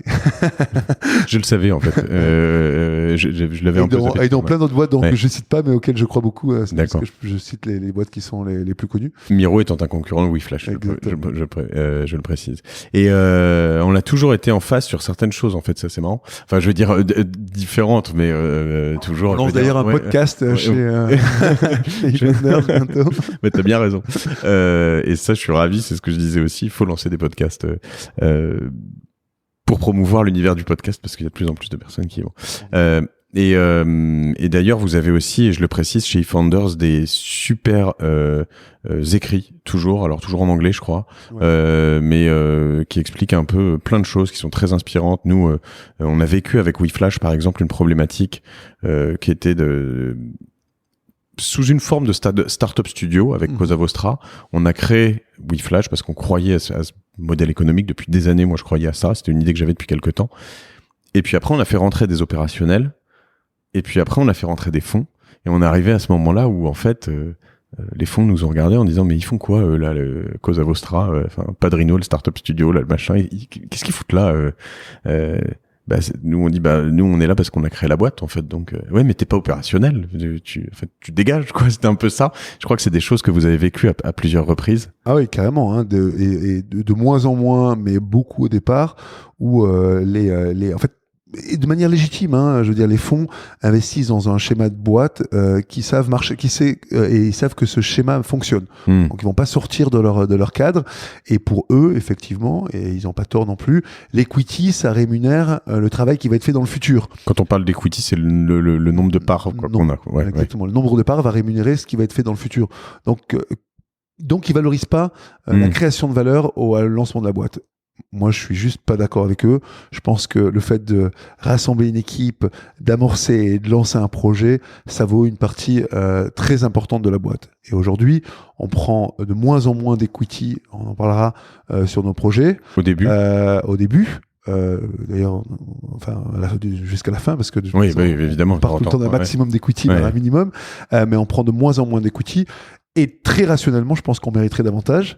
Sauf qu'on sait très bien qu'en prenant moins d'equity, on a plus de volonté de la part des fonds. Et donc, du coup, on arrive à lever sur des meilleures valorisations. Du coup, on s'en sort mieux. Mais rationnellement, je vais le dire, c'est un peu politiquement incorrect, mais je pense qu'on mériterait au moins la moitié de nos boîtes, quoi. On a commencé d'ailleurs notre modèle en prenant 2 tiers, en donnant en fait 1 tiers aux entrepreneurs. Oui. D'ailleurs, ils étaient très contents et ça les ravissait. On a changé parce qu'on a commencé à créer des boîtes américaines, à les envoyer chez Y Combinator, un accélérateur que certainement Alice Zaguri, on en a parlé la semaine dernière. Voilà. Oui, bien sûr. Et eux imposent que les fondateurs aient 80%, au moins 80% du capital. Donc on a un peu fait évoluer notre modèle en donnant la moitié, en fait, en prenant la moitié pour nous et la moitié à l'équipe fondatrice. Et maintenant, on évolue plus sur un modèle où on donne 2 tiers du capital à l'équipe fondatrice. Pourquoi ? Parce que grâce à cette répartition du capital, on arrive à toucher des plus gros VC américains qui mettent sur des meilleures valorisations. Donc, tu t'es fait tordre le bras, quoi. Hein ? Ouais, mais au final, on se rend compte que des boîtes dans lesquelles on a le moins de parts, ces parts-là valent le plus. Donc ça fonctionne, quoi. Oui, le marché t'a tordu le bras, mais c'est exactement. Et honnêtement, si je veux créer mes boîtes, en ayant 80% du capital, je peux le faire. Je trouverai des entrepreneurs, je suis persuadé, et des entrepreneurs brillants. Par contre, je devrais pas compter sur le financement des VC. Je devrais me financer autrement, ce qui est aussi peut-être le futur Defenders, quoi. Oui, parce que c'est ça. Donc on n'est pas venu sur la base Defenders. Donc je rappelle que vous bossez sur, tu le disais tout à l'heure, des logiciels en SaaS, donc des logiciels plutôt de bureautique, de B2B. Tu règles des problématiques d'entreprise. Et en SaaS, ça veut dire que c'est pas des choses où il faut télécharger un software, et c'est vraiment tout sur dispositif. Tout en ligne, avec un modèle souvent qui est par abonnement récurrent par mois. D'accord, voilà. Donc tu vas chercher ce qu'on va appeler du MRR, du Monthly Recurring Revenue. Exactement. J'invite, je crois que vous expliquez bien plusieurs choses autour de ça. On essaie de régler par des logiciels tous les problèmes que rencontrent les PME à travers le monde. C'est-à-dire qu'on essaie de faire des logiciels qui sont, on appelle horizontaux, c'est-à-dire qui peuvent fonctionner à la fois en France, aux US, au Pakistan ou en Uruguay, et qui viennent régler toutes les problématiques qu'ont les PME. Une PME qui veut faire traduire un document avec Textmaster, une PME qui veut monitorer sa présence sur Internet avec Mention, une PME qui voudrait envoyer ses emails avec Mailjet, une PME qui voudrait remplacer son téléphone avec Aircall, une PME qui voudrait gérer son support avec Front. Donc à chaque fois qu'une PME a une problématique, on essaie de créer un logiciel pour y remédier. Avec une équipe différente à chaque fois, parce que il vous semble plus opportun de créer une start-up par problème que de vous dire je vais créer une méta-start-up qui règle tous ces problèmes. Nous, on pense qu'avant, il y avait Microsoft, et que Microsoft s'est dit chaque logiciel va être une verticale de mon entreprise. Nous, on pense qu'il est plus légitime aujourd'hui et qu'on crée plus de valeur en créant une entité par logiciel, notamment parce que Pas parce que moi j'aime Parce que j'aime ça travailler avec des je sais pourquoi, parce que tu espères revendre toutes tes entreprises une par une à Microsoft. Exactement, mais peut-être que j'aurais plus de légitimité de vendre le tout. Et pour le coup, non, je pense que pour créer une grosse startup, il faut que cette entreprise elle ait une culture et un ADN. Oui. Et tu peux pas créer une culture forte d'entreprise et un ADN si tu es sous perfusion d'un studio ou d'une même entreprise, quoi. Donc on aurait pu prendre effectivement le parti de créer tout. D'ailleurs, on y a pensé. Au début, on avait acheté pas mal de domaines en 1, 2, 3. Oui. 1, 2, 3 Sign, 1, 2, 3 Translate, en se disant on va créer une suite de logiciels. Et finalement, ça s'est pas fait comme ça. Donc juste pour reprendre, rajouter un tout petit commentaire, comment ça se passe? On a des idées qui viennent souvent des problématiques, enfin moi que j'avais chez Fotolia et qu'on rencontre aujourd'hui chez eFounders. Et il y a des entrepreneurs qui viennent nous voir, des gens qui ont souvent lancé des boîtes par ailleurs. Et comme ils viendraient voir un cofondateur à une terrasse de café, et on leur pitch nos idées. Et s'il y a une idée qui les amuse, alors on va itérer avec eux pour transformer en 18 mois, recruter une équipe, créer un produit, créer une première traction, lever de l'argent et rendre la boîte totalement indépendante. Alors tu vas me raconter peut-être comment tu choisis ces entrepreneurs, comment à chaque fois tu choisis ces associés, parce que c'est quand même là où tout se passe. Mais juste avant, comment tu t'es retrouvé sur eFounders? T'as un associé, Quentin. Alors j'ai exactement. Et comment c'est financé? Qui est-ce qui est derrière? Est-ce que c'est toi parce qu'il y a quand même des coûts énormes. Je veux dire, ça fait des années que tu depuis 2011 que vous avez rien revendu encore? On n'a rien revendu et c'est notre seul. Exactement. On est dans un très beau bureau. T'as pas mal de monde ici. Je pense que tu les payes pas avec des cacahuètes ou du riz. Briques. Des briques. Voilà. Donc voilà. C'est quoi le modèle? Là, tu fais que dépenser depuis 5 ans. 6 ans depuis investir 2011 plutôt, ouais, exactement, mais donc dépenser effectivement on brûle de l'argent depuis 7 ans et on n'a aucune rentrée d'argent. On a ce qu'on appelle ce que j'appelle un startup studio dans sa pure définition, c'est-à-dire qu'on ne fera de l'argent qu'à partir du moment où on vendra une boîte, ou alors qu'une boîte nous verse des dividendes. On force pas du tout l'exit pour nos boîtes. Si une de nos boîtes veut devenir le prochain Google, fait une IPO, tant mieux. Si une de nos boîtes décide de rester privée et veut nous verser des dividendes, tant mieux, quoi. Alors moi j'ai rencontré Quentin en Belgique en 2011 et c'est avec lui donc on a eu l'idée de structurer ce startup studio comme il est structuré aujourd'hui, et ça a été un peu le coup de foudre dans le sens où Quentin était ultra complémentaire. Moi je suis un peu l'entrepreneur fougueux, très produit, très stratégie. Lui il est plutôt posé, serein, hyper rigoureux sur tout ce qui est légal et ce qui est admin. Et heureusement qu'il a été là parce que faire un studio et créer plein de boîtes comme ça, c'est au niveau administratif très complexe. Et c'est lui qui est un peu le gardien du temple par rapport à nos finances et pour essayer. Alors on a t'as l'air de dire qu'on a des bureaux somptueux, mais bon c'est chouette. Oui, alors ils sont très jolis, mais ça reste des petits bureaux dans Paris. Et on a financé tout.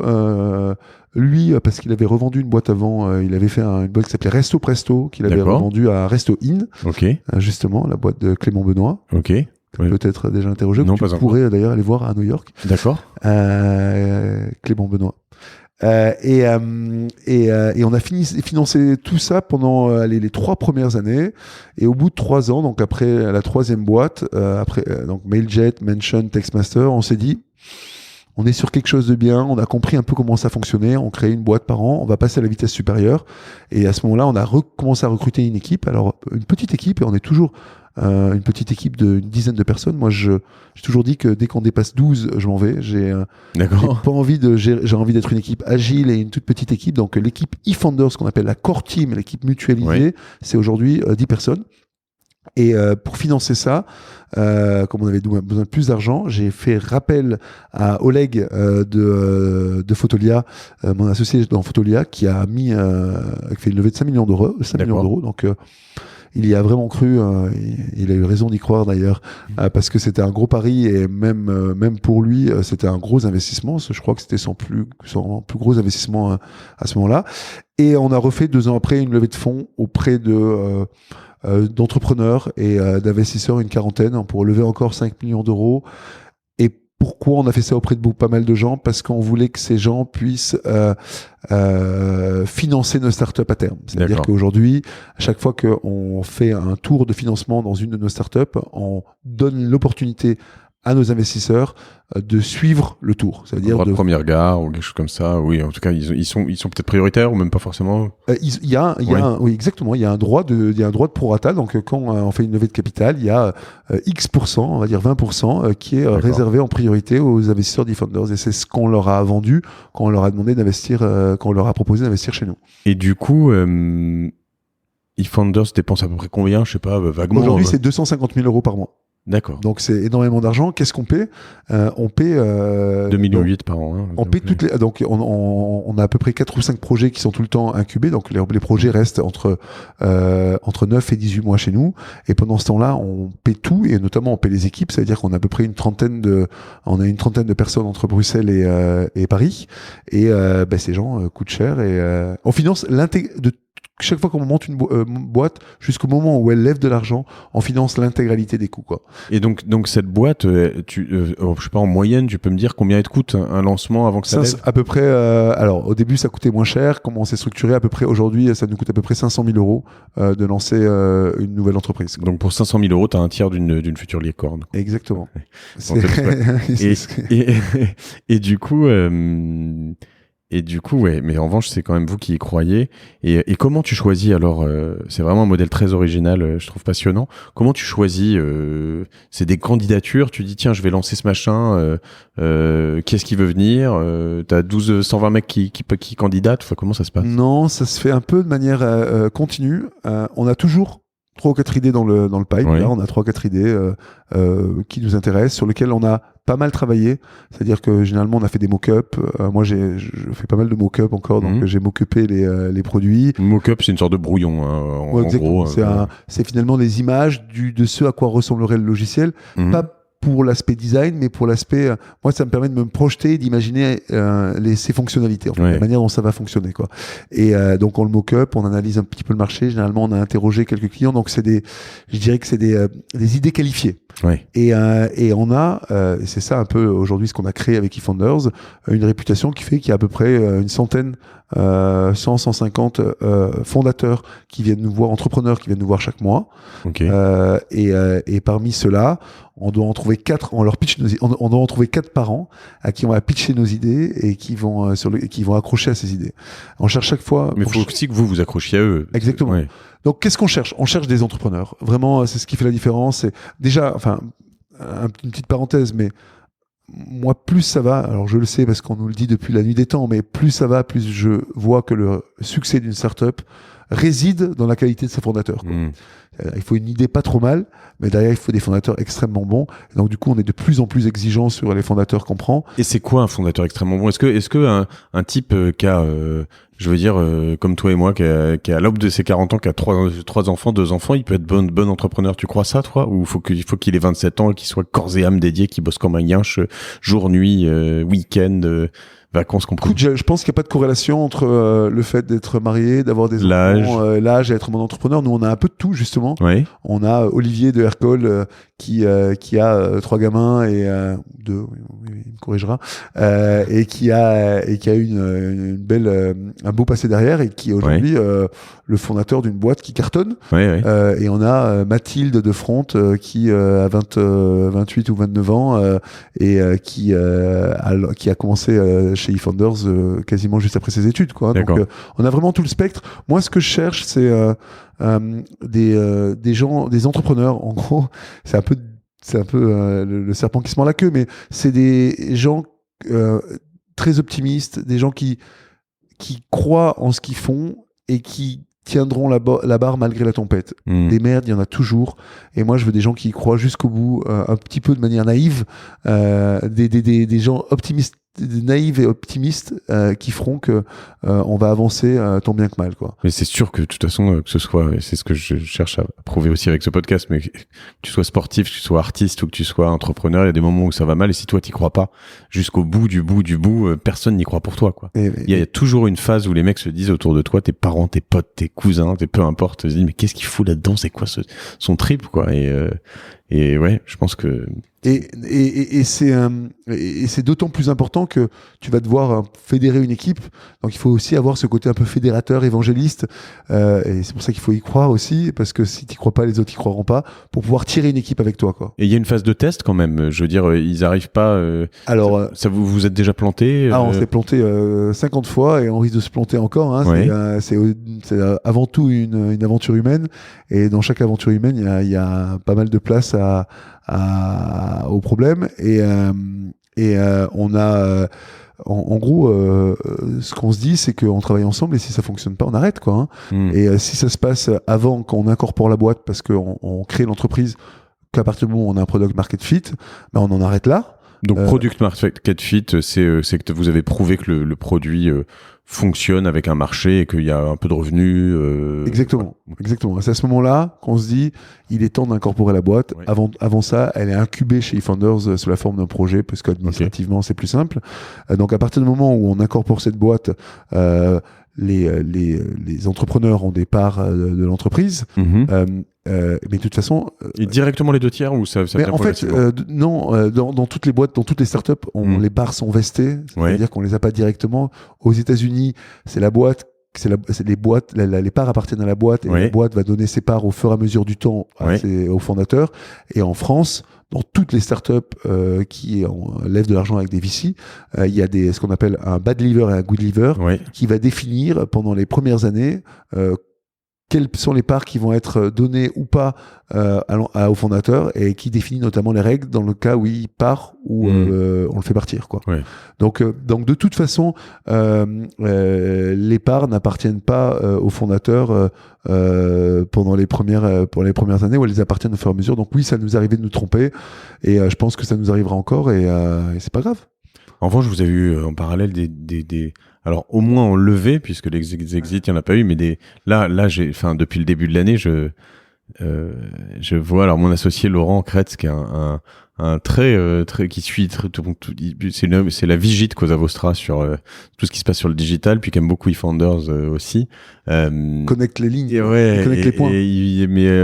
On a l'impression depuis le début de l'année que vous avez levé tous les jours, presque j'exagère, mais en plus des montants potentiellement alors faramineux, que ce soit en seed ou faramineux que ce soit en série A ou B. J'ai l'impression, en tête j'ai de 3 à 55 millions, je me trompe, ou au moins de 3 à 8 millions, j'ai entendu. En gros, hein, on a lancé eFounders il y a 7 ans.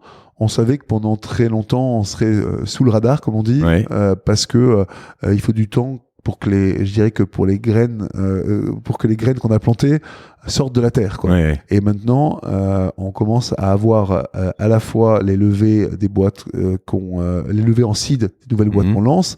Ils sont plus importantes parce que vous avez prouvé votre truc aussi déjà, j'imagine. Voilà. Une boîte qui sort de chez eFounders, elle a plus de valeur qu'ailleurs. Une boîte qui sort d'ailleurs. Honnêtement, je pense pas que les fonds valorisent. Je pense plutôt qu'ils dévalorisent encore une fois une boîte sortie d'un startup studio et une boîte comme eFounders encore aujourd'hui. Donc, je pense qu'on sait mieux créer des boîtes et on sait mieux trouver des fondateurs qu'avant. Donc, les boîtes sont peut-être lèvent plus et sur des meilleures valorisations, mais on arrive à un moment où on a nos nouvelles boîtes qui lèvent en seed, on a nos boîtes qui ont 1 an et demi qui lèvent en série A, nos boîtes qui ont 4 ans qui lèvent en série B, et ça, a priori, tant qu'on continuera à créer des nouvelles boîtes, ça ne va plus s'arrêter. Il y a eu une inertie pendant 5 ans, pendant laquelle effectivement on n'a pas trop entendu parler de eFounders, et aujourd'hui on crie pas ça sur tous les toits, hein, donc ceux qui savent d'où viennent les boîtes peuvent effectivement connecter les points et voir que en fait ce sont des levées eFounders. Et effectivement, dans le premier trimestre, donc 2018, il y a eu la levée de Front de 60 millions, il y a eu la levée de Forest Admin de 3 millions, il y a eu la levée de Spendesk de 8 millions. 8 millions, ça. Et il y a pas mal de choses qui vont arriver encore dans les prochaines semaines, donc c'est une bonne chose, même si, tu l'as bien dit, on n'a pas encore prouvé que le modèle de Startup Studio fonctionnait, en tout cas chez nous, parce qu'on n'a pas encore fait d'exit et que c'est la seule. Je l'ai bien dit, après je le dis parce que c'est ce qu'on dit tout le temps, mais je veux dire, t'as pas mis les œufs dans tout le même panier, et tu arrives à un moment où quand même, quand tu une levée à 60 millions en France, ça arrive quand même pas tous les jours. Et tu arrives quand même à ce moment où tu te dis là, ça commence à sentir, même si tu y as toujours cru, j'imagine, puisque ça fait partie de cette rate d'entreprise. Voilà. Moi, j'y ai toujours cru. Mais tu te dis bon là, il y a quand même les signaux qui font ça que devient concret. Ouais. Ça devient concret. Je dis à tout le monde, on a fait honnêtement ce que j'ai envie de faire passer aux équipes chez nous, c'est de dire que on a fait un sprint. Honnêtement, ça a été dur pendant 7 ans. On a énormément travaillé parce que finalement, c'est beaucoup d'énergie à mettre que de lancer plusieurs boîtes en parallèle. En gros, c'est 4 fois l'énergie qu'il faut pour faire une boîte. Oui. Moi, j'ai eu l'impression. Et qu'aujourd'hui, j'ai envie qu'on soit en mode marathon où on vienne laisser voir, on continue à voir pousser et bientôt récolter, mais en prenant le rythme et sans trop se presser, en continuant à faire ce qu'on sait faire, quoi. Ce qui est fou, c'est que alors moi, je suis un fou d'entrepreneuriat, donc j'adore ton métier, quoi. Je veux dire, c'est quand même super cool parce que tu lances des choses et en effet, j'aime beaucoup ces périodes de lancement. Est-ce que tu arrives à voir aujourd'hui c'est quoi les petits secrets, mais les petites choses qui font de te dire tiens, cette idée ça me plaît, ou tiens, ce type de personne, est-ce que tu as quelques de petits trucs qui reviennent ou de petites choses où tu dis ça faut faire attention, des warnings dans un sens ou dans l'autre? Écoute, notre petit Dirty Little Secret, c'est quand même le SaaS. Ouais. Moi, peut-être que dans le futur, ça sera pas aussi glorieux que ce que ça a été dans le passé, mais depuis 2010-2011, moi je regarde le SaaS et j'investis pas mal dedans. C'est software encore. Exactement, c'est le logiciel pour entreprise. Et il y a un très bon ratio entre le risque et la récompense. En gros, le risque finalement il est faible parce que on crée des outils pour des entreprises qui ont finalement les moyens de les payer. Et dès qu'on crée de la valeur pour des entreprises, elles sont prêtes à valoriser cette valeur. Et le reward, il peut être aussi important que dans une boîte plus consumer, quoi.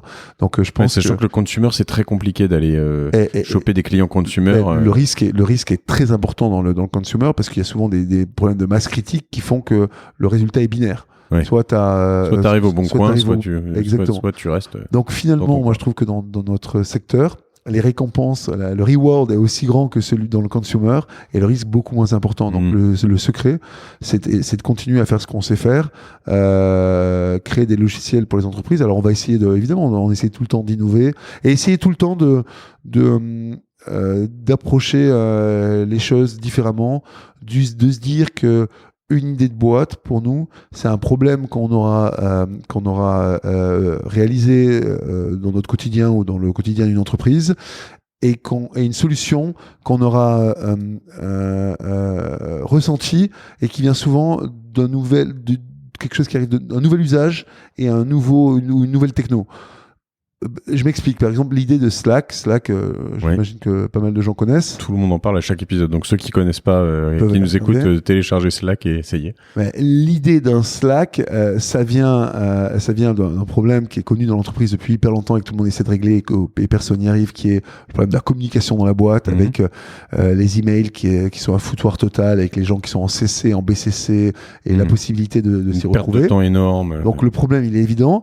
Et pourquoi il y avait une place pour Slack au moment où Slack est arrivé, ou d'ailleurs ou les autres, ou WeChat, etc.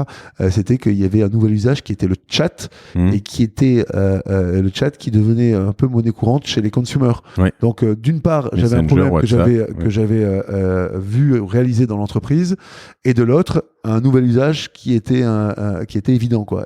Et je dirais que la convergence de ces deux choses font un succès comme Slack. Et j'en parle pas de manière anodine, c'est que c'est un peu le gros regret que j'ai chez eFounders. Alors je sais pas si on aurait été aussi bon que Slack pour créer le produit qu'ils ont créé, parce que ils sont très très bons dans ce qu'ils font. Mais c'est un peu le produit que moi j'utilise. En fait, j'avais modifié Skype chez Photolia, comme on était en remote depuis 2004, pour en faire un un Slack. Et je me suis jamais rendu compte qu'il y avait peut-être moyen d'en faire un logiciel à part entière, quoi. D'accord. C'est un peu mon grand regret. Même Thibaut Elgir a des regrets d'entreprise en SaaS.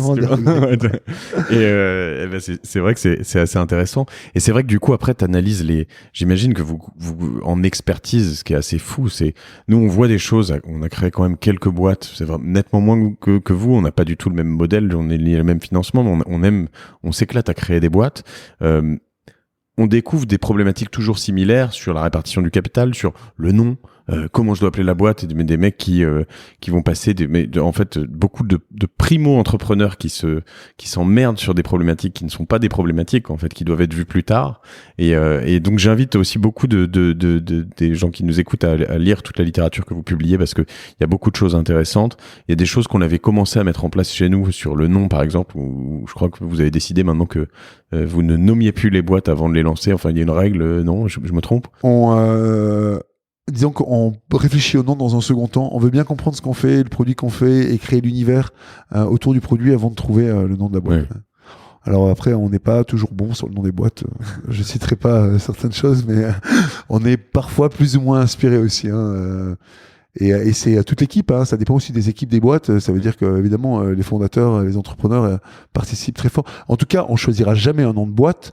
C'est toujours un nom de projet finissant par un X, Demo X, Jira X, etc. D'accord. On personnalisera jamais la boîte avant d'avoir trouvé l'équipe cofondatrice, c'est-à-dire un business founders, un tech founders, quoi. Qui doit trouver son nom. Parce que ça fait partie de l'appropriation du projet, quoi. Ok. Et après, sur les phases de croissance, j'imagine que tout ce qui est gros hacking, activation digitale, etc., ça, vous avez acquis une expertise de folie aussi, non? C'est un truc que vous développez ici. Pour votre startup, vous êtes au service des startups après? Écoute, nous, mon idée, c'est... Il y a le modèle de Startup Studio, honnêtement, personne n'a réussi à le faire marcher, parce qu'il y a pas mal de gens qui le comprennent pas. Et nous, on le comprend de plus en plus, mais c'est vrai que il est un peu paradoxal. Tout le monde pense qu'il faut il faut avoir une grosse équipe mutualisée pour mutualiser la plupart des choses, le développement, le marketing, etc. Et nous, on a compris, je crois, que il faut avoir en fait l'équipe mutualisée la plus petite possible et utiliser son Startup Studio pour recruter la meilleure équipe dédiée au projet. Donc, quand quelqu'un vient quand un projet commence, toute notre énergie, elle est pour recruter les talents en interne. C'est-à-dire que si on voit un projet où le marketing, ou les sales, ou le growth hacking va être important, on va plutôt s'intéresser à recruter un très bon gars en growth hacking pour ce projet. D'accord. Et entre-temps, évidemment, on va faire le pont. Ce qui est grâce à notre équipe mutualisée, on peut, je dirais, bridger entre le moment où on a besoin de quelqu'un et le moment où on trouve cette personne, quoi. Il y a un peu de drive quand même. Vous essayez de les orienter vers des choses. Oui, bien sûr, oui, bien sûr. Mais ce que je veux dire, c'est que il s'agit pas de faire à la place d'eux. Il s'agit de commencer à faire à la place d'eux pour commencer et lancer le projet. Et surtout, et ce qui est important, c'est surtout transmettre l'ADN. D'accord. Donc, en gros, sur un projet où ça dure 18 mois, pendant 9 mois, on va faire à la place d'eux. Et pendant les 9 mois qui suivent, on va essayer de transmettre l'ADN, que ça soit sur la philosophie produit, que ça soit sur la stratégie, sur le marketing, sur les sales, sur le recrutement. Et ça, effectivement, c'est une connaissance qui appartient à l'équipe, à la core team, quoi, l'équipe mutualisée. Bon, écoute, c'est passionnant. On pourrait en faire beaucoup plus. Mais pour revenir à toi 5 minutes, toi, aujourd'hui, donc tu es toujours un peu en remote, si je comprends bien, parce que. Ouais. Alors moi, je travaille. On a un bureau à Bruxelles. Alors moi, je vis à Bruxelles depuis ce moment où je suis. J'ai débarqué depuis de Berlin. De Berlin, exactement. Ouais. Donc je vais à Bruxelles et je passe un peu de temps dans les bureaux à Paris et on a pas mal de choses qui se passent aussi à l'étranger. Donc on est beaucoup aux États-Unis parce qu'il y a quand même pas mal de choses qui se font à San Francisco et qu'on incorpore pas mal de nos boîtes aux États-Unis. Et donc elles se retrouvent à New York ou à San Francisco. Vous avez toujours une vision globale sur vos boîtes. C'est pas toujours. Vous en laissez pas sur le marché français ou. Alors parfois, dépendant des boîtes. Parfois, ça fonctionne pas aux US, donc on est sur tout sauf US ou marché européen. Par exemple, une boîte comme Spendesk a beaucoup de légitimité en Europe et moins aux États-Unis. Donc là, c'est Spendesk, c'est les notes de frais. Exactement, c'est la gestion des dépenses, la gestion des dépenses générales de la boîte. Dans les notes de frais. Oui, dans les notes de frais. Et cette boîte, ça fonctionne avec des wallets qui fonctionnent ici. Bref, ça a du sens ici. Peut-être à terme aux États-Unis, mais c'est pas évident. Pour toutes les autres boîtes, type Front, type Aircall, c'est des logiciels qui conviennent autant à des boîtes en Europe qu'aux US. Donc, on lance souvent aux États-Unis d'abord. Pourquoi ? Parce qu'en lançant une boîte aux États-Unis, on s'ouvre à la possibilité d'avoir des VC américains, des financements américains, alors que quand on crée une boîte en France, on s'empêche d'avoir ces financements, quoi. D'accord. Et du coup, aujourd'hui, toi, tes journées s'articulent comment ? Tu passes d'une start-up à l'autre, d'un conseil où Écoute, c'est assez éprouvant, comme je disais. J'essaie de prendre de plus en plus de temps pour moi parce que je trouve que j'en ai pas pris assez, donc j'essaie de calmer un peu la cadence. Mais globalement, t'as un tiers qui est sur eFounders, où on va travailler sur la visibilité du studio, sur comment ça fonctionne, sur la stratégie, sur comment on avance, sur quelles sont les nouvelles idées, où on va, qu'est-ce qu'on crée. Un bon gros tiers sur les boîtes dans lesquelles on est de manière on est vraiment actif de manière ultra opérationnelle. Oui. C'est-à-dire que moi je suis là à tous les product committees, je suis là tous les plus jeunes plutôt ou pas forcément?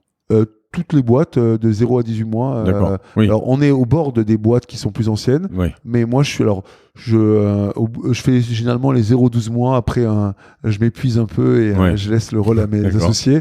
Mais pendant les 12 premiers mois, je suis là et je connais le produit par cœur et c'est moi qui fais les premiers mock-ups généralement et il y a Axel qui prend le relais. Enfin voilà, je suis vraiment dans le produit. Et c'est ça aussi qui fait la différence, je pense. C'est vraiment, j'ai pas pris de hauteur en regardant les choses de haut. Peut-être que je mériterais de le faire, mais il s'avère que, je sais pas si ça fonctionnerait, mais il s'avère que c'est pas le cas aujourd'hui. Et un tiers qui est du recrutement, parce qu'on l'a dit, la visibilité d'eFounders, elle sert juste à faire venir les meilleurs et à la fois les fondateurs qui nous rejoignent et aussi, et c'est ça le secret d'eFounders, c'est que il y a pas mal de gens qui viennent nous voir. On a à peu près 400 candidatures par mois et c'est ces gens-là qu'on recrute, les développeurs, les business développeurs, qui vont être les premiers employés de nos startups. Sachant que tu as des gens de chez eFounders qui se barrent avec les startups, j'imagine, certains. La tentation est grande, non? Pas trop? C'est complètement encouragé. Oui. Donc si jamais, alors c'est arrivé quelques fois et j'espère que ça arrivera encore. D'accord.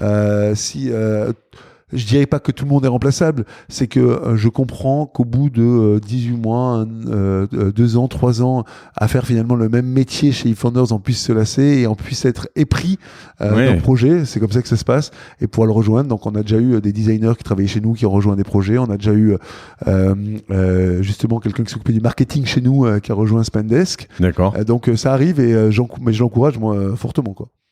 Et écoute, c'est passionnant. Et après, niveau orga, niveau personnel, toi, tu fais du sport, t'as des choses qui te font un peu tenir dans tout ça, sur ton rythme un peu comme ça. Écoute, méditation. Je commence à prendre de plus en plus de temps pour moi. Alors je me suis mis et justement la méditation, il faudrait que alors j'avais adoré ça et j'ai un peu arrêté là depuis un mois, donc il faudrait que j'y reprenne, mais c'est effectivement un moment où on prend du temps pour soi. Moi, j'adore les sports d'hiver, donc là, je viens de déplacer, comme je suis en remote, mon bureau à la montagne. Là, d'accord. De 7 semaines, à la montagne, c'était un peu mon rêve et finalement, j'ai travaillé depuis là-bas et t'arrives à skier quand même. Ouais, alors justement, j'ai beaucoup skié et comme on a une grosse culture du remote, ça a fonctionné. Donc j'étais en famille là-bas, c'était assez incroyable. Et je vais essayer de faire ça de manière. En fait, ce que je me suis dit, c'est que on a un mode. On s'impose parfois une espèce de routine qui date d'avant et alors qu'on a des jobs qui sont assez particuliers et j'ai envie d'essayer d'adapter mon rythme de travail et ma vie finalement à un nouveau mode de vie qui serait plus nomade. Alors effectivement quand on a des enfants c'est un peu plus compliqué parce que c'est ça qui sédentarise, mais justement j'ai des gros sujets au niveau éducation pour arriver à rendre. Je pense qu'on est vraiment, on redevient des peuplades nomades grâce à l'explosion des moyens de communication digitaux et physiques, et que l'éducation telle qu'on l'a imaginée, c'est-à-dire ultra sédentaire, n'a pas vraiment lieu d'être. Donc je réfléchis à des sujets comme ça et je pense que d'ici quelques années, je passerai de mon rôle de cofondateur chez eFounders où je m'amuse beaucoup à quelque chose où je passerai plus de temps à investir. Alors, c'est quelque chose qui m'amuse quand je fais autre chose par ailleurs. Donc, je continuerai à être un business angel et en même temps, je pense que je vais travailler sur des sujets, un sujet qui me tient à cœur justement dans l'éducation autour de l'éducation un peu plus nomade, quoi. En termes d'outils, tu parlais de Slack, il y a toutes tes choses. C'est quoi tes indispensables sur ton téléphone, sur ton travail en remote? Comment que Écoute, deux, trois, nous, alors donc justement, hein, ça s'est fait naturellement qu'on soit entre Bruxelles et Paris. Donc, ce qui est assez génial, même si on n'a pas voulu que ça se fasse, ça s'est bien mis, c'est qu'on introduit une culture du remote directement dans nos boîtes. Donc, toutes nos réunions, il y a tout le temps quelqu'un qui est ailleurs. Donc, on a dû adapter nos outils et on utilise effectivement Slide, nos propres outils. Incroyable. On a utilisé, en effet. Franchement, moi je pense vraiment. SLITE, SLITE. C'est une sorte d'Evernote, mais en mieux foutu pour être connecté. Evernote, c'est l'équivalent d'un WhatsApp, je dirais, et Slide, c'est l'équivalent d'un Slack, quoi. C'est fait pour l'entreprise, quoi. Et donc ça nous permet de manière remote et de créer très simplement du knowledge qui va être partagé à tout le monde. On utilise un outil qu'on a découvert pour la visio parce que personne ne trouve jamais l'outil. Alors est-ce que c'est le même que le nôtre? Nous on est sur Zoomus. Nous, on est sur Appear-In. Appear-In. Ouais. Bah alors nous on utilise on a tout fait, hein. On a fait du Appear-In, généralement on jongle entre du Slack vidéo, du Appear-In, etc. Et là on a essayé un Zoomus et depuis mais c'est toujours le nerf de la guerre, hein, le fait de pouvoir s'entendre et de se voir. Alors nous ce qu'on n'a pas réglé c'est le système de pieuvre. On n'arrive pas le micro, on n'a pas trouvé. On a cru qu'on l'avait trouvé, on l'a pas trouvé. Nous, Jabra pendant longtemps. Technique, franchement, Jabra, ça marche pas. Soit il faut équiper une salle et il faut qu'elle soit super insonorisée dans un système qui coûte des millions. Soit nous, on met maintenant un ordinateur, on met un Mac avec le micro et le speaker, ça marche plutôt pas mal. Dans une petite pièce, quoi. Mais bon, c'est de fortune, quoi. Sinon, écoute, non, pas d'outils. Pas d'outils exceptiels, beaucoup de mails, toujours, malheureusement. Toujours, encore et toujours. Sur Gmail ou non, sur les apps natives. Donc, mail. Moi, je suis encore, j'aime bien pouvoir faire un peu de offline, etc. Des outils, un super outil si vous aimez le produit et si vous aimez Mockuper, justement, on parlait de faire des dessins d'interface qui s'appelle Mockup, que j'encourage, MOQUPS, dans lequel j'ai en tout cas encore aucune part. D'accord. Auquel je crois beaucoup. C'est un projet roumain génial. Et non, on utilise des outils très basiques. Hein. On est en fait sur eFounders, c'est ce que j'aime moi. On est au moment où on bootstrap encore sur les projets. Donc avec des emails, un Slack et un Trello, on arrive à construire finalement ce qu'on veut, quoi. Si tu avais un conseil à te donner quand t'es parti de Berlin, ce serait quoi? Comment ça, un conseil? Je sais pas, si tu avais l'occasion de te voir là 10 minutes et de te dire juste au moment où tu pars et avant que tu repartes en Belgique, à Paris, que tu prennes, qu'est-ce que tu te dirais là? Mais je dirais que si j'avais su, j'aurais, je pense, lancé ma boîte directement, et je pense que ceux qui ont un tempérament d'entrepreneur et qui se disent, parce qu'ils l'ont entendu par ailleurs, qu'il vaut mieux être salarié un peu pour apprendre le métier, je pense qu'ils se trompent. Je pense qu'il faut faire ça le plus tôt possible quand on en a envie, parce que c'est plus simple, et qu'il faut pas se laisser distraire par d'autres activités, et qu'on apprend bien sur le tas, à condition d'être bien entouré. Ok. Où est-ce qu'on peut te suivre, Thibaut? Sur LinkedIn? Non, Twitter, pas beaucoup sur LinkedIn. Sur Twitter, pour moi, Thiboel, @Thiboel, TIBOEL sur Twitter. Pour moi, LinkedIn est le nouveau Twitter. Moi, c'est ma projection 2018. Ok, mais moi je suis encore un peu, je trouve ça un tout petit peu encore corporate, mais chaque fois que j'ai un email, un gars qui m'écrit par LinkedIn, je lui écris, est-ce que tu peux, je lui donne mon numéro pour qu'il m'envoie un WhatsApp, mais donc du coup je suis pas encore dedans, mais je vais regarder, intéressant. Et très bien, donc Twitter et puis après on te contacte comme on peut par le biais de eFounders. Voilà, Thibaut @e-founders.com. D'accord. On n'a pas encore récupéré le sans tirer.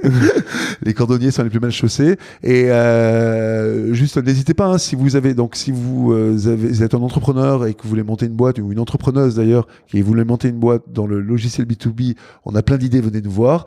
Et on a une idée. Et si vous avez une idée, c'est quelque chose qu'on vient de sortir qui s'appelle eFounders Start, qu'on a déjà fait en fait 2 fois chez eFounders pour des projets sur lesquels on n'a pas trop communiqué et qui fonctionnent super bien. C'est si vous avez une expertise dans dans un domaine et que vous êtes entrepreneur, si vous êtes une comptable entrepreneuse, si vous êtes une notaire entrepreneuse. Comme Rachel Delacour à l'époque sur BIM que j'ai interrogé en l'occurrence. Qui était comptable du... Non, elle était sur plus de la BI et voilà. Et elle a monté BIM. Pourquoi ? Parce que nous, on n'a que des idées liées à des problèmes qu'on rencontre et on rencontre pas trop de problèmes verticaux. On rencontre des problèmes génériques de boîte. Ouais. Donc, il y a des énormes opportunités dans la construction, dans la compta, dans le juridique. Et c'est forcément, on a besoin de gens brillants et experts de leur domaine. Donc, n'hésitez pas aussi à nous contacter. Je crois que c'est start@e-founders.com où vous utilisez mon email perso. Ça me fonctionnera aussi. Bon bah écoute, je suis ravi. Je vais m'arrêter là parce que je pourrais bien sûr continuer. Mais c'était vraiment un très bon moment, Thibaut. Merci Mathieu. Longue vie et longue vie à eFounders. Bravo pour tout ça. Plein de beaux succès. C'est admirable. Écoute, on suit tout ça de près, en tout cas, dans les prochaines années. Merci beaucoup, Mathieu. Salut Thibaut. À bientôt.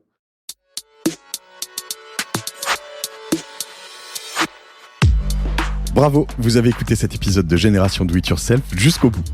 Merci de le partager à 2 personnes autour de vous, d'inscrire de force vos amis au podcast sur leur smartphone et de mettre une note 5 étoiles avec un gentil commentaire. Ça m'aide énormément pour ressortir dans les classements. Aussi, si vous me laissez votre email sur gdiy.fr, je vous enverrai l'épisode de la semaine ainsi que 2-3 bons plans. Pour finir, n'oubliez pas que si vous avez des besoins en accompagnement digital, toute l'équipe de Cosa Vostra va vous bichonner comme il se doit si vous nous écrivez sur contact@cosavostra.com. Je suis Mathieu Stéphanie et je vous embrasse.